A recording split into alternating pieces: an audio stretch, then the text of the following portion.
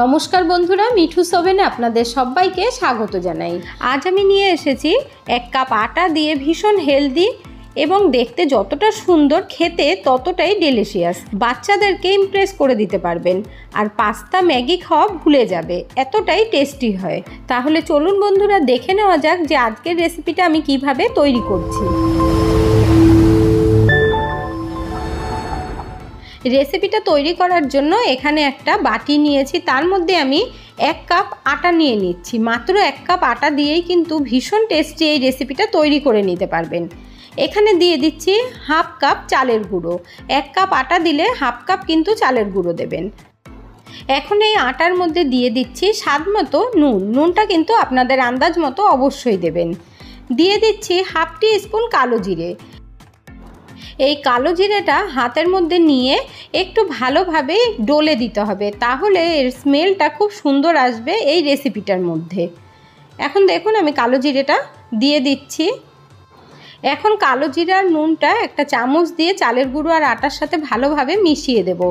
বন্ধুরা, আজকের রেসিপিটা আরও বেশি মজাদার হতে চলেছে। আশা করছি রেসিপিটা আপনাদের ভীষণ ভালো লাগবে। এখন আমি অল্প অল্প জল দিয়ে আটাটা ভালোভাবে মেখে নেব। বন্ধুরা, আমি তো মনে করাতেই ভুলে গেছি যে আজকের রেসিপিটা যদি আপনাদের ভালো লেগে থাকে তাহলে আমার চ্যানেলটিকে অবশ্যই সাবস্ক্রাইব করবেন, পাশে থাকা বেল আইকনটি দাবিয়ে দেবেন, সবার সাথে শেয়ার করবেন।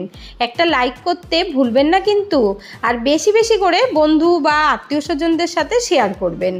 এখানে দেখুন আটাটা খুব ভালোভাবে আমি মেখে নিয়েছি অল্প অল্প জল দিয়ে। এখানে দেখুন বন্ধুরা, আটাটা কিন্তু আমি একটু নরম করে মেখেছি, কারণ চালের গুঁড়ো দেওয়া আছে। চালের গুঁড়োতে জলটা অ্যাবজর্ব করে নেবে আর আটা মাখাটা একটু শক্ত হয়ে যাবে। এখন ঢেকে 5 মিনিটের জন্য রেস্টে রেখে দেব।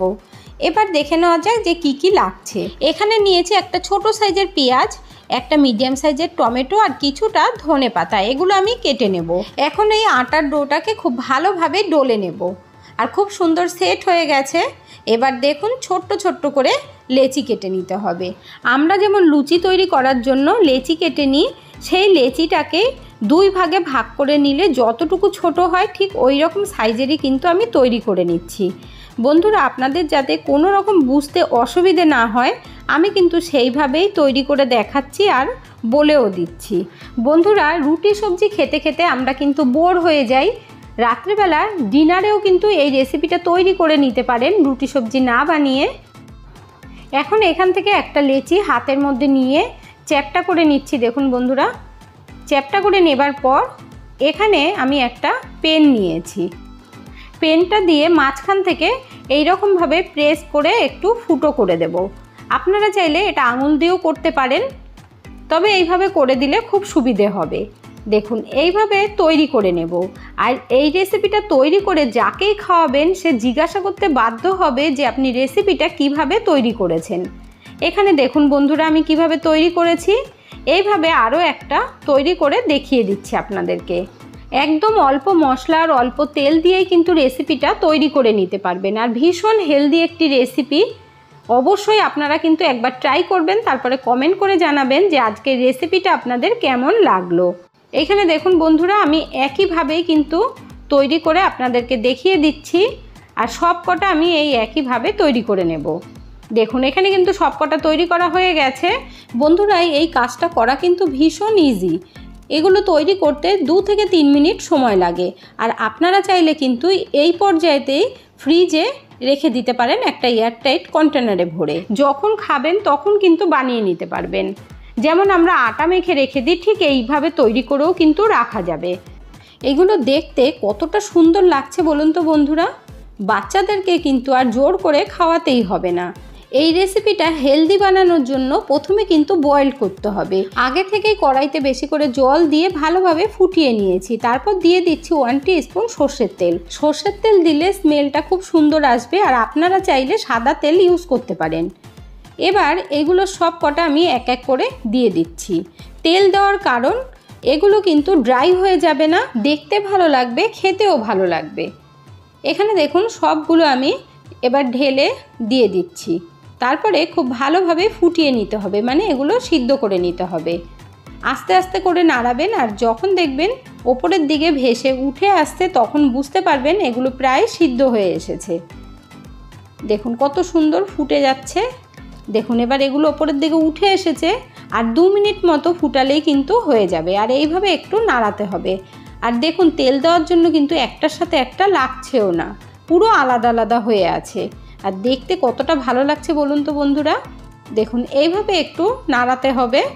এইভাবে তৈরি করে সন্ধেবেলা স্ন্যাক্স হিসেবেও খেতে পারবেন, কিংবা সকালে জলখাবারেও খেতে পারবেন, আবার রাতে ডিনারেও খেতে পারবেন।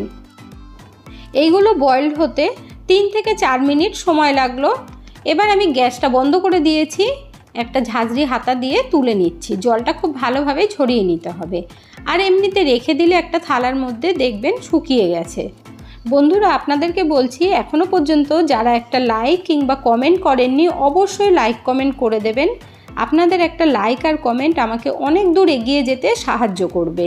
এখানে দেখুন বন্ধুরা অনেকটা পাস্তার মতো লাগছে কি না।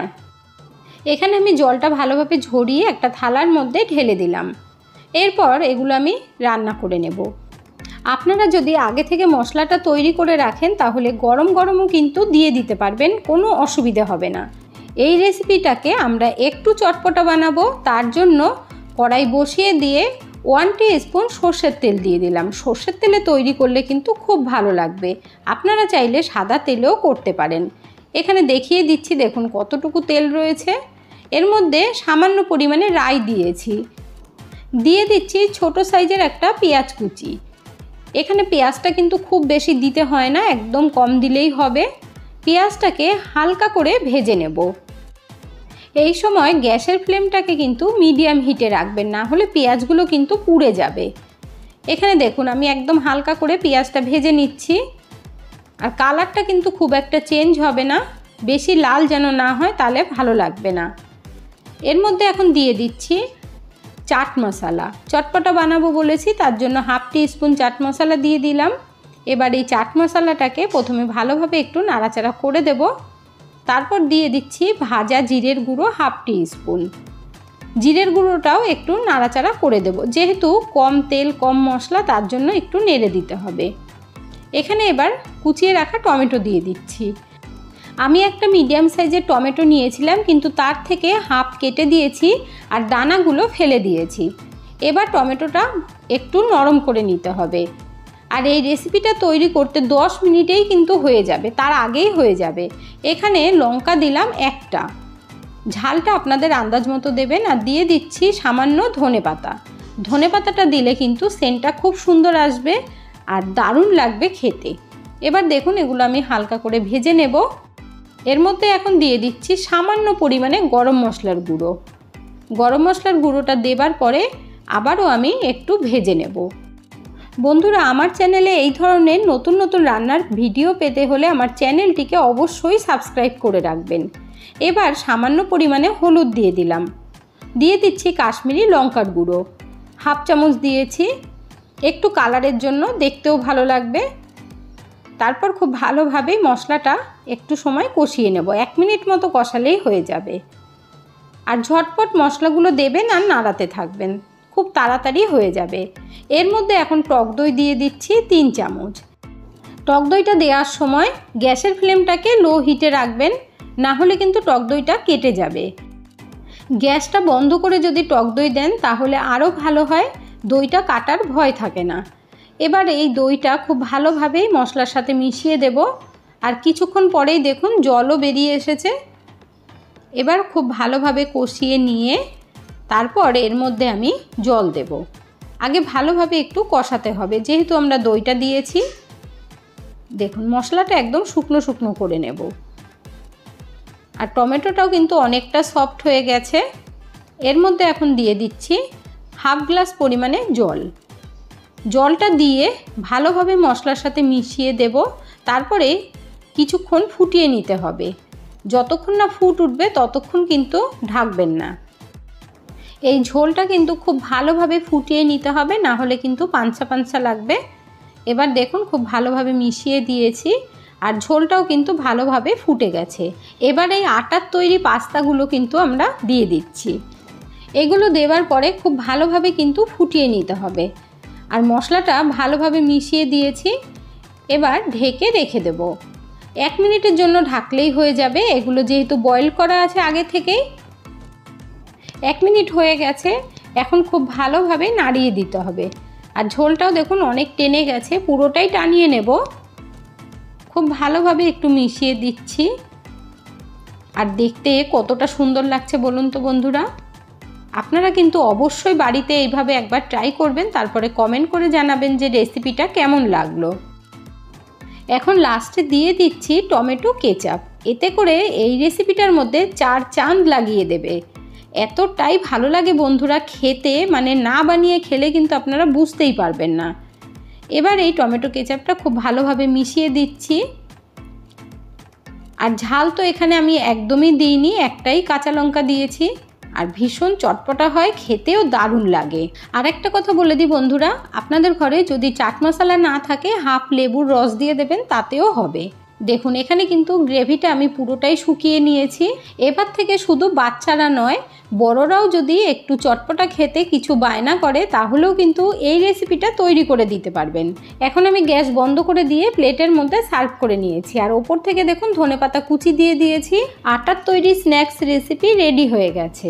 এতক্ষণ ধৈর্য ধরে ভিডিওটি দেখার জন্য অসংখ্য ধন্যবাদ। ভালো থাকবেন, সুস্থ থাকবেন, দেখা হচ্ছে পরের ভিডিওতে। Thank you.